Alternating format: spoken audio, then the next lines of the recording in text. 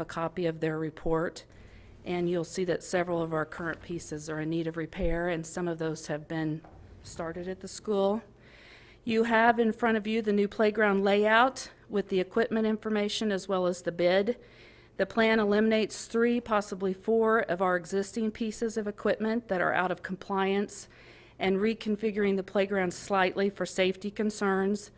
The equipment bid is for $40,000 and the surfacing bid is for $40,752.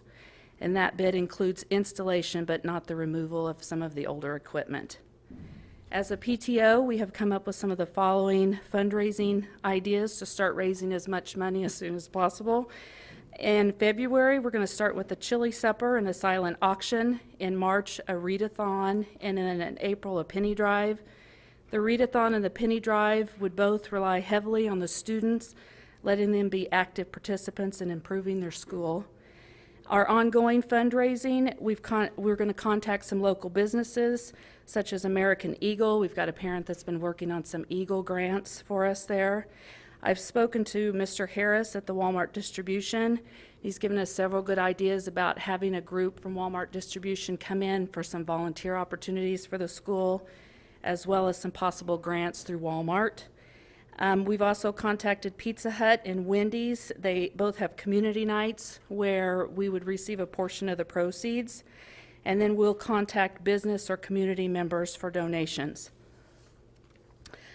We've been working on some different community involvement things through the PTO. We've contacted the Nazarene Church about volunteering at our school. They have a group of individuals that have been background checked, and they provided a place for us to paint some music t-shirts and helped with that, as well as helping with some Halloween parties.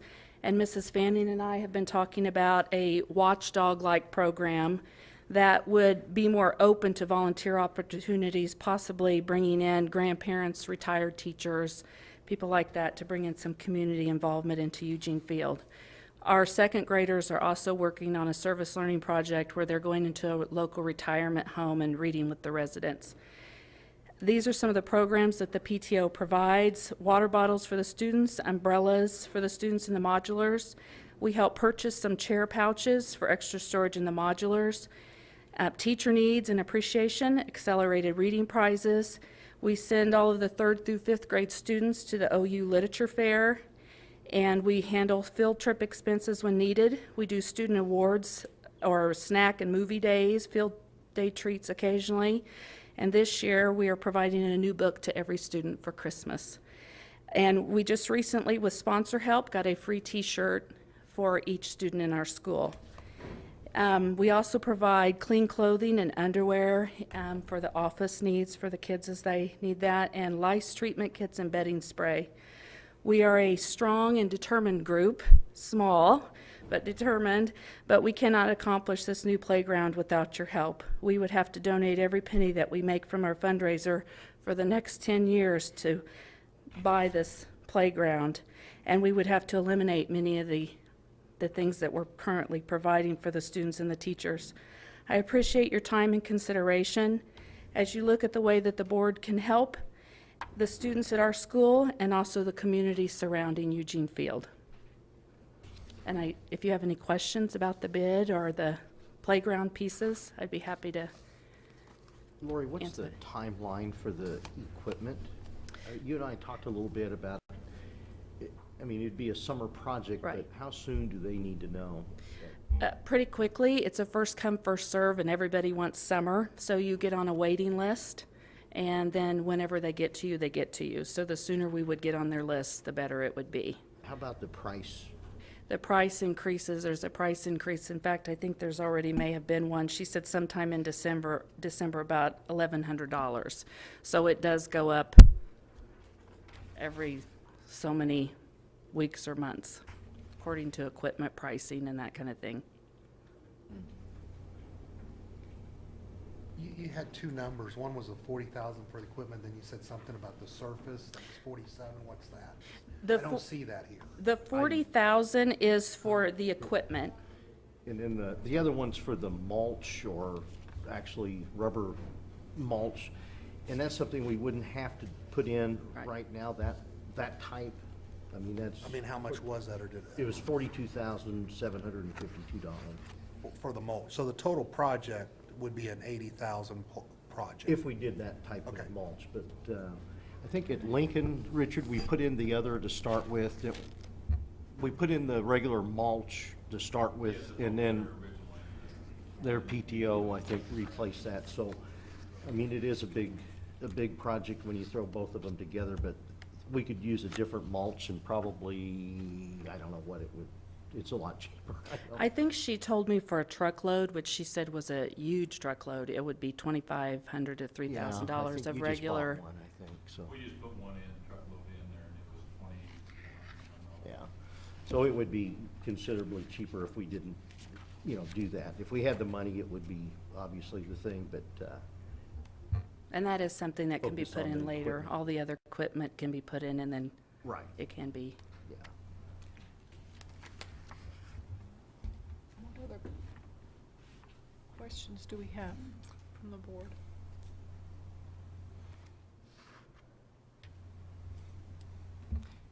Well, we will bring this back at the next meeting, I think the 14th, January 14th, if I'm not mistaken, and discuss that again and see what We we need can to, do.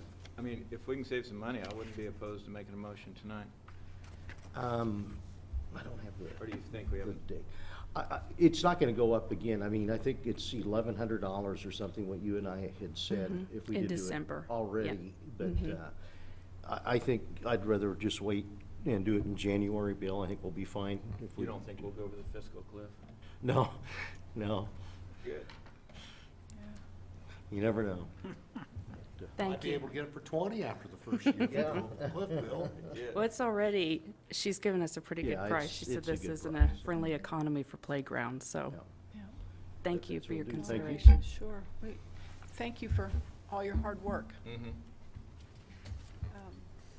All right, 5.02, Harold Mays. And we've got a report out at our desks, everyone. I think, anyway. Yeah, basically, I'm going to talk a little bit about what some of the changes are from previous reports, also go over some of the highlights. If you have a question, just flag me down and we'll try to address the questions as we go. If you turn past the table of contents, you have the report of independent certified public accountants, and this report reads very similar to what it has in the past.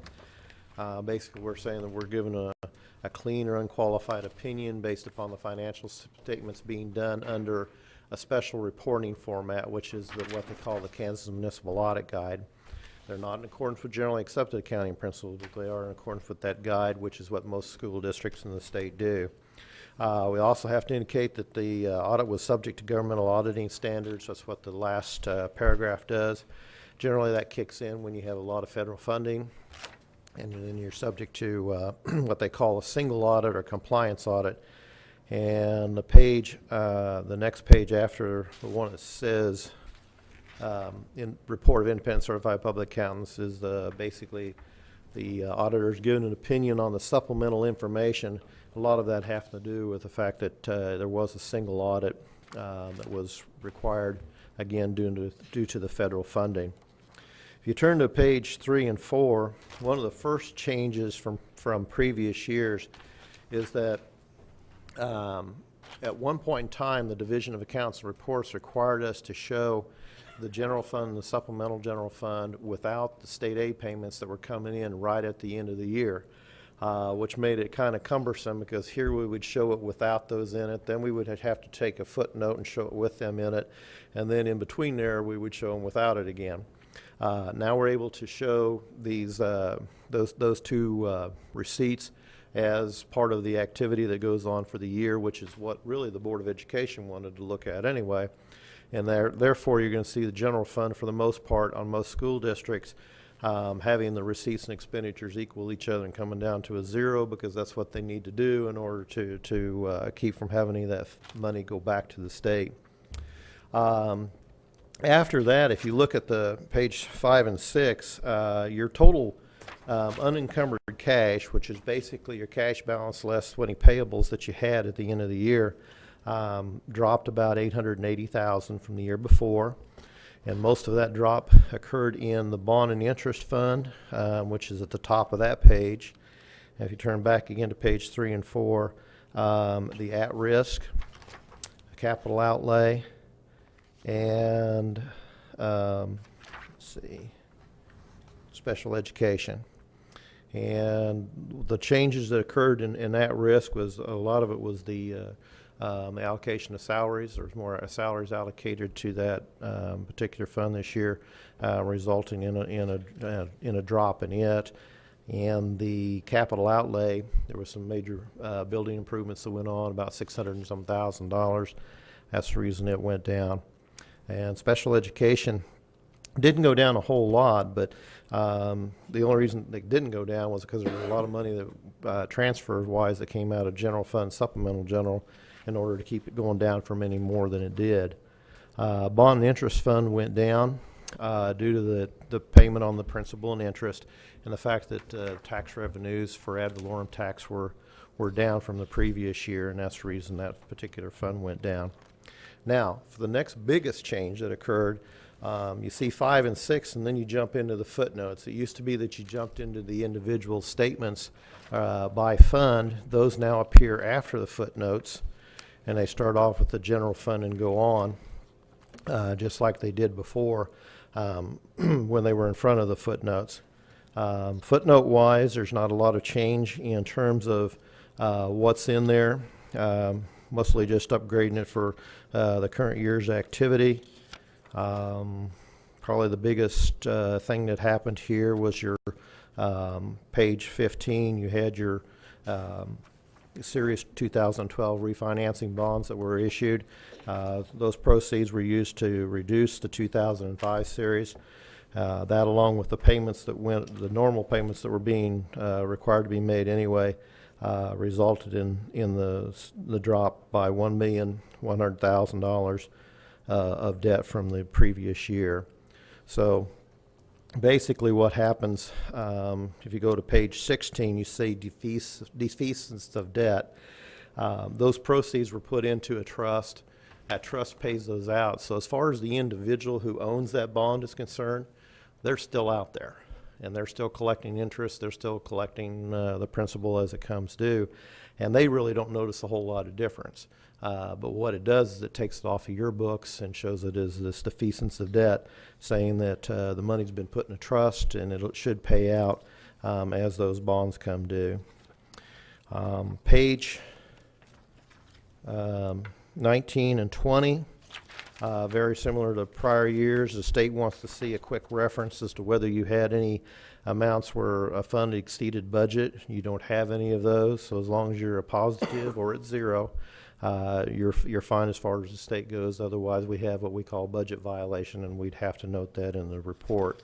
So again, you don't have any of those this year. Then we go into the individual funds. General fund, for being upwards of 14 million, really changed very little from one year to the next. I mean, it went down about $103,000 in terms of its revenues and in terms of its expenditures, and not really significant when you consider the fact that the fund's sitting at 14 million altogether. Supplemental general showed a slight, I should say a slight increase from the year before, not as significant as it was the year before, when revenues were over expenditures by 101,000. They were over by 61,000 this year. So you showed a slight growth in the supplemental general.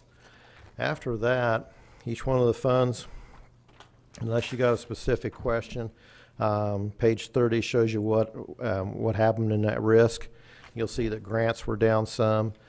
General fund had to pump some money in there. Supplemental didn't put quite as much in, and salaries were up, about $150,000 in instructional. So that's the reason why on page 31 we have a drop of $109,000 in unencumbered cash balance from the year before. Capital outlay, as I talked about on page 33, the main reason for it decreasing was the the building improvements that were approved, and those expenditures were made this year, and that was the most significant change there. And then special education fund. Again, it only didn't show that significant of a drop from the year before, but again, general fund had to put in about another 80,000 than it did the year before, and supplemental general put in about 100 or about 80 some thousand. Most of that was taken by the salaries, which went from 1.8 million to a little over 2 million for this year. After that, I don't think I have anything. Already talked about what happened in bond and interest, which is on page 57. And then you get into the just terminology-wise on page 58, expendable trusts and non-expendable trusts. Basically, what those mean is that you have some scholarship funds and library funds. Expendable trust means that all that money could be spent that's in there, as long as it's used for that purpose of scholarships. Whereas the Hazelton Library, some of that money is actually supposed to stay there and only the income be used off of it. So that's the reason it's a non-expendable trust. On pages 60 and 61 through 62, 63, 64, 65, you have what's going on in all the student organizational funds.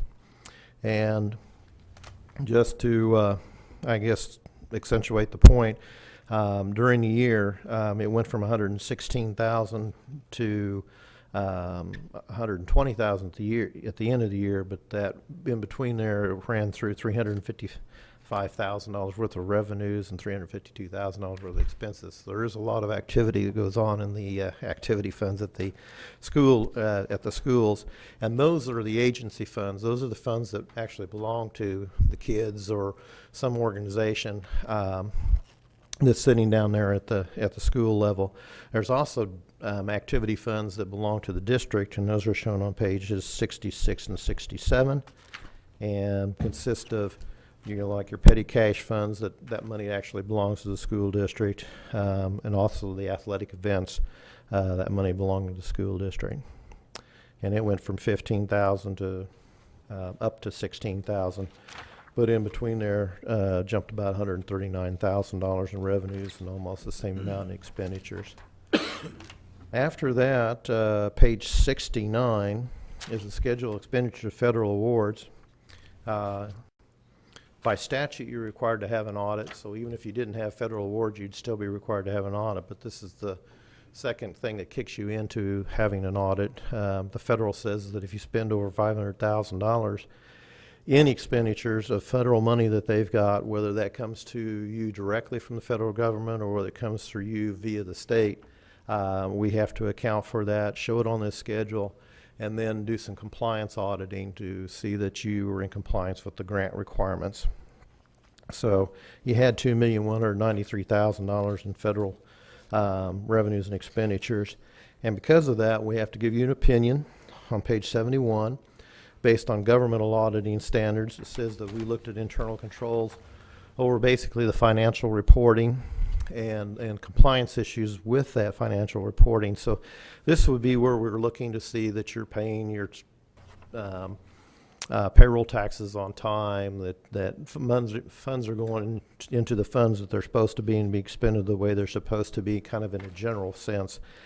And again, we give basically what we call a negative assurance, because we don't look at every transaction.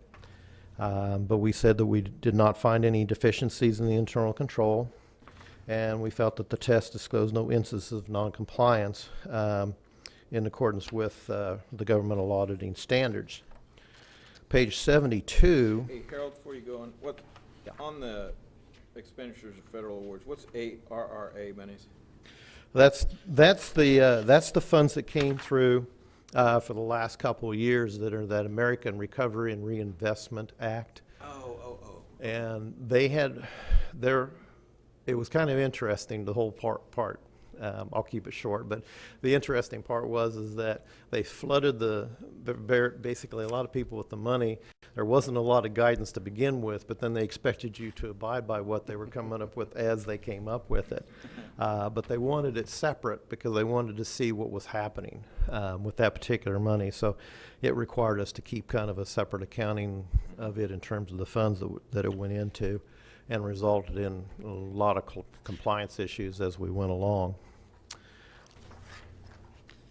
Page 72 is the opinion on, basically, like I said, we gave one on the financial statements. This one's more on, here is the grants that we looked at in detail.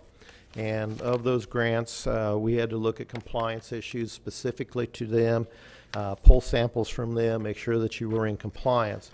And if you turn to page 74, you get to see the ones that we looked at in detail. Because what they allow us to do is rotate those around so that each one of them has a chance of getting picked at some point in time. So we've spent most of our time looking at special education and Title I funds this last year. And based upon those, we felt that the district was in compliance in all material respects with the program requirements. And then we did not find any deficiencies in internal control that we considered to be a material weakness.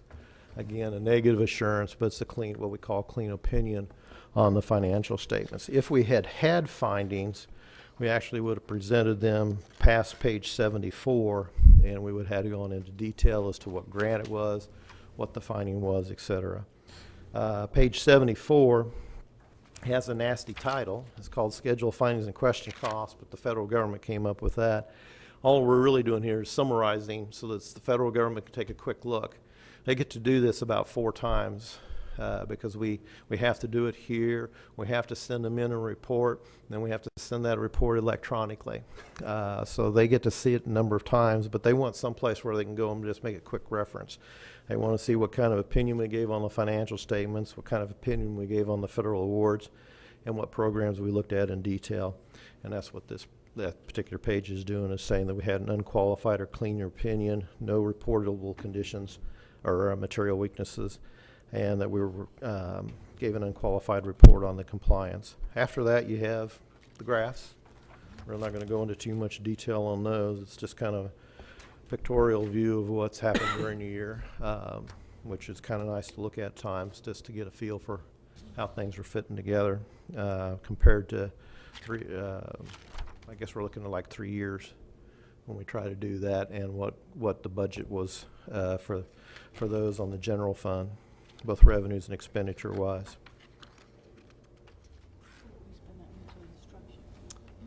It's That's cool what that we I've got. spend that much in instruction, isn't it? On page 79. It's good that we spend that much in instruction. Okay. That General looks fund good. expenditures, okay. When you're looking at instruction, basically that's all of the instruction. That goes from what was spent for salaries to what was spent for supplies to what was spent for, if you had to, training, all that type of thing that was spent in the instructional area.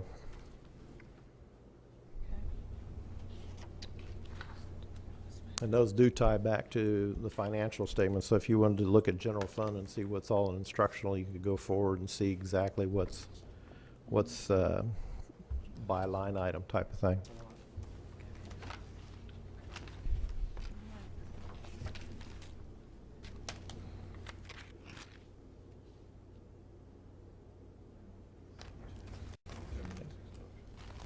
You Are threw there me any a little questions? off at first when you're talking about the, tonight is a concert? Oh, there's a middle school concert tonight. Yeah. See, I thought the middle school concert was tomorrow night because my son's in it. Oh, there's one tonight. Oh, okay, there we go. That's what the confusion. So when you talked about it, I thought, what? Yeah. Somebody's not in the right place. Yeah. My kids used to tell me the wrong night, so I wouldn't go. Maybe. I don't know. They do a great job. All right. Questions for Harold? Just how do we get $213 in mineral production taxes? Is that- Oh, yeah. Why they even bother with that anymore, I don't know. That oil production stuff is kind of silly at this point in time. There's no more than you get off of it. I guess they might be getting more down south and west where maybe some of the oil fields are Yeah. a little closer together and pumping a little bit more. Well, thank you very much. Do we need to accept the audit or anything? I mean, doesn't require any action, does it? All right. Thank you very much. Well, thank you. Harold. Appreciate it. All right. Good job, Terry. So she doesn't go to jail again this year. So Yeah, it's I good know it. deal. On to 5.03. Dean, board. Just going to report here, school board election information that's going to be here before we know it. January 22nd at noon is the filing deadline. We have 4 board members that are up for reelection: Bill Alliger, Brandon Jones, Brian Kane, and Marge Stevens. Reminder, the 22nd. I'm not on it. You're not? Who was the other one? Is it just the 3? Three Oh, this time, 4 next time. sorry, Brian. It's all right, man. You're not? I am not up for, So just us 3? So those 3, okay, sorry. The whole left wing. taking out the whole left wing of the. I know it. What are we doing The here? west wing, we like. You to left call it. The It's west wing. wing. Uh-huh. But the filing deadline is the 22nd. 22nd. Primary election is February 26th, if there needs to be one. I don't know how many candidates we'll have. I don't know if we have these 3 refiling or not. I hope we do. And then the general election is April 2nd. Okay. And that's report. Second general election. All right. So it's $5 still to file, right? I 5 or 10. Yeah. I don't remember. I don't know what it is. I think it's 5 to file. Should we just, us 3 at this end, pass $5 Pass- on yeah. down? It's like, make sure they file. All right, board reports. Marge, Yep. you want to start? Very short legislative committee report. I did go in the fog. It was horrible. I'm just going to go over the main thing that was changed. And we had quite a discussion, quite a lengthy discussion about the graduation targets. And I believe basically it was reality versus perfectness. And there isn't such thing as a perfect world. Some people wanted it 100%. And some people wanted to change that 90%, that we would have the goal of 90%. They left it that way, but they did add, and these words might not be exactly what they ended up with, but that 90% is not to be used for legislative, well, to get after the districts if we don't make the 90%.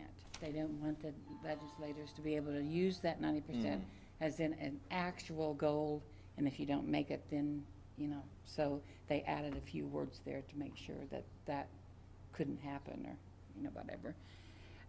They did have a question, rather lengthy question about the SPED part of that, and they really talked about, they really didn't have that much discussion about the SPED part, so they would go back and talk about that and see where that, would the IEP as it's set up, would that work or would it not? And so basically, but there was one district that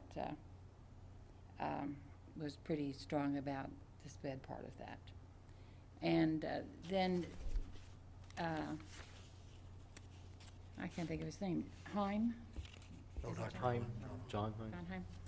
He said something that I just thought all of us needed to hear, because I think it would make us all feel better. You know, we hear about the efficiency thing and about Brownback's efficiency studies and all of that. Well, he gave a presentation of a field, a plowed field out in western Kansas. And then he talked about the efficiency of that. Then they put in some different kinds of things and show how they do it now. And how efficient would that be? And now, how would you do that efficiently? Because they put in all of these different You mean like terraces? terraces and things like Mhm. that. Contour. Obviously, that weighs down the efficiency of the plowing straight through. Mhm. And he equated that to effectiveness and efficiency. Mhm. If we want just efficiency, we can get it by doing the straight rows and none of the extras. But if we want, and kids falling off the side. But if we want effectiveness, then we're gonna have to come up with all of these programs that we came up with so we can get the effectiveness. And I thought that was a really good, especially when you're seeing it Mhm. before you. I thought it was very good, and I think somebody needs to send Brownback a picture of that picture. There you go. But it was, they're really working hard. It was very positive, and I just thought it made me feel really good that they're working on that part. Good. So that's it. How was the turnout? Did you have people sitting in the crowd watching like we did in the past, or was it pretty thin? It was down. Everyone was commenting. It was down. I don't know, those of you who went on Saturday, did you fill out your eval? I filled out one online, Yeah. and I'm hoping that changes. I think it- Everyone around was talking about it. Yeah, I heard the same thing, so. I found It was different. the topics Saturday morning, the two speeches, Dr. DeBaker just kind of circled around the whole topic of where we're really headed. I mean, I thought she just kind of talked around the issue of finance and everything. And then the gentleman who came in the second one, who was doing the research presentation, was actually brought in to refute KPI and. the Kansas Public Institute and then the other, like it was just an interesting speech because he was very dry, and what he really needed to come out says, when people are doing lobbying, you can always lie with the numbers, and you have to be careful of the research because the Kansas Policy Institute and the Flint Hills think tank all can stretch the numbers, so. It was probably one of the most tedious speeches we ever heard, with some inappropriate cartoons, but that's another. But the crowd was very thin Saturday even. Yeah, as I say, it wasn't near And as, the vendors thought it was a very thin crowd compared to what Topeka used to be in the past. Did you see the magician? Did anybody see that? The what? The magician? No, we left, No? right? we left right before I that. heard about it the next day, and it was, Chaim did a little thing, and his didn't work, so he didn't learn Oh, He didn't watch close enough. it was just a fun thing, but it sounded that was the highlight of the convention. We missed the highlight. And they didn't even have a dinner afterwards this time, did they? No. I went to this and left because, well, and they had the church part on Sunday the during same time. this. So you couldn't even go to that speaker. You had to go to this or that. So it was, and people were leaving. I left as soon as this was over, like at 10:30, because I needed to get back to Chuck. And the people were just leaving in droves. I mean, the few that was left was leaving in droves. So, and that's it. All right. Any other reports? Okay, Dean, 5.05 report. First, I'd want to hand out the certificates of achievement for KASB Boardsmanship Academy, Marge Stevens, Level 1 honoree, David White, Brandon Jones, and myself. They must do that for superintendents now. I don't think they ever did. so. Well, you know they're trying to control you. That's right. But that's always nice that, based on how many KASB meetings, conferences, those things, and involvement with that, so. Just a real quick report on KLN. We haven't heard a whole lot about that, and I know, I've been a little bit frustrated, but this week, a lot of correspondence between KLN and our facilitator from Lawrence. And those things are all gonna start very soon. What's the first one? Next? This Wednesday. Or this Wednesday, and then, next week, I think there's another one. But anyway, all of those things will start taking place. Again, I'm disappointed in how long it took I wanted to go first to get all this information to get started, and here it is gonna be after Christmas break, second semester before we get it. But I still think it's gonna be very good information. The training on you're gonna tell me what the name? Kansas Star, that's the program you put all your data in, and it helps determine in-service, those types of things for what we need to be doing there. I think that's going to be very beneficial. I did receive word from our attorney, Mike Norris, that the judge that has ruled on the Kansas Department of Labor and USD 290, or OEA versus us and the Kansas Department of Labor, and he ruled for us. So there's the next step that we've passed, and I don't know if they'll push that any farther or not, that it was not the key policy when we implemented that, it was not prohibitive practice. Bond refinance, we had our special meeting, and interest rate went from 4.35% down to 2.24 for a savings of $1,133,107. Again, very worthwhile, and appreciate all the work that was done on that through Piper Jeffrey. Budget information, I do want to review that a little bit, and Kim, is this on that one? It's in there. But what it shows is when you look at what we have for capital outlay and our expenditures, projected expenditures for projects that we have looked at for future, re-roof the flat area at Eugene Field, carpet at Field, the four-year door we had talked about, and then the middle school carpet, it's $100,000. Occupancy sensors at the high school, all of those things. If you put everything that we have down for 2012, 2013, the things that are on that list, our ending balance would be about $1.3 million. Last year we ended at $1.8 million. Our previous goal has always been to have $2 million carry over in capital outlay.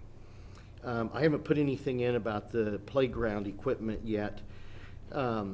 What I am looking at doing, and Richard and I have looked at this as far as the flat roofing at Eugene Field, the carpet there and at the middle school are things that they need to be done, but not the number one priority. But I'm looking at postponing those to assure that we have a bigger ending balance. If those projects that I'm talking about equal about $400,000, and that would give us an ending balance of somewhere around 1.7 million.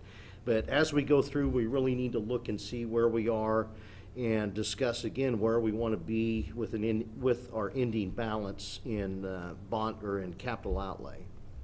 Contingency reserve fund, our balance there is still 1.2 million. Right now, the new facilities waiting of about $40,000 we have could go in there, or we could use it for something else. But so the balance here is still 1.2 million. We can start using that if you feel the need is there. Again, I worry about the near future, and we'll see more here the next several months of where we'll head financially. I know the governor keeps talking about protecting education and those things, but when you look at some of the deficits, I wonder. I'm trying to think what there was another cut I just saw. Well, it wasn't a cut, they just dropped another program that we'll have to pick up that is, again, I mean, it's like a cut to us, and I'm trying to think what it was. It was in the paper today. Well, what was the one about the property tax on manufacturing, and the county was gonna take a huge hit on that? Right. And I was wondering how that was gonna affect our. I haven't heard, on USD funding. I think it's more county-based. It's on the old ad valorem with the property and machinery tax being Yeah, changed. They yeah. didn't do the slider back to them. They were gonna try to get it back to them this year. So it's a guess right now still on where we'll end up. Brandon and I listened to Dale's talk there at Topeka, and not a lot of specifics, but again, just kind of cautious. I mean, he didn't give us too much information, but again, I don't know how they fill the big deficit. But I think the caution we have to do is until we see what happens through the legislative session come May, if there's a $700 million gap between 345 and 700, we could be using that contingency very quickly just to keep the doors open, the lights paid. So there's a lot, and honestly, looking at the budget, I mean, our expenditures for fuel, electricity, all of those things are up this year. And I know Terry was working on that today, and there's some special ed costs are a lot higher this year. We're transporting so many more students than what we have in the past, that the fuel bill, some of those things, and drivers and driver aids, those things are costing us a lot more than what we ever had in the past. So we may end up coming back and having to republish special ed just to have enough budget authority to make it. So working on it, but Dean, again, it's. I think that would be something that we ought to probably tell our story, that when you're looking at school funding and school finance, how quickly your environment can change, because hearing that, we've added several new sped students that Oh, yeah. need the transportation. Yes. It would be a good education to the community Yeah. to understand how many have moved in and then you have to take care of. Right, and you don't plan on those things. I mean, the number that we've had. And listening to other districts, and I think Terry's heard this at some of her finance meetings, that there's so many more districts that are facing the same issues, just with transportation and a lot more cost, special ed costs and those things. Now, I guess that would be one to argue that when you use the, what is it, the 65% in the classroom, you gotta have the drivers to get the student to the classroom, so that'd be one that we should argue Yeah. that that's part of There's the several educational with the system. 65% that we need to argue. Technology, Andy's working on that budget. We have $199,000 budgeted for the remainder of this year. What he's looking at, or what's on the list for next year, would be replacing the laptop computers, and estimated cost for that's about $200,000. That might be estimated a little bit high, but what he's gonna look at then is laptops versus iPads, those types of things, and see what programs you can use, and see if we can do the same thing. Just because they're so much cheaper, you could get probably 2 for 1. Sure. iPads compared to laptops. So he's working on all of those issues, and I know he's going to start meeting in January and bring that information to us. Dean, I have a question before yes. you go on. Capital outlay, Uh-huh. you talked about Eugene Field's roof project and the carpet. How about the fencing? And we've talked about the playground equipment, but we haven't talked about fencing. Is that anywhere? Let me see, Marge. I don't think it was on the list. I don't think it was on this master list. It wasn't on the master It's not list. on there right now, no. No, but it was given a report about the safety thing and all of that. And Right. I thought we had said we were going to do that. That's, I Is thought it, we where's were It is at? on there. Just, third item down in 2012, 2013. Oh, it's on the, okay, so. Yeah, there it is. 6539, right? okay, I was looking at that one. Yeah, I think the things that we had talked about are, other than the playground equipment wasn't on there, so.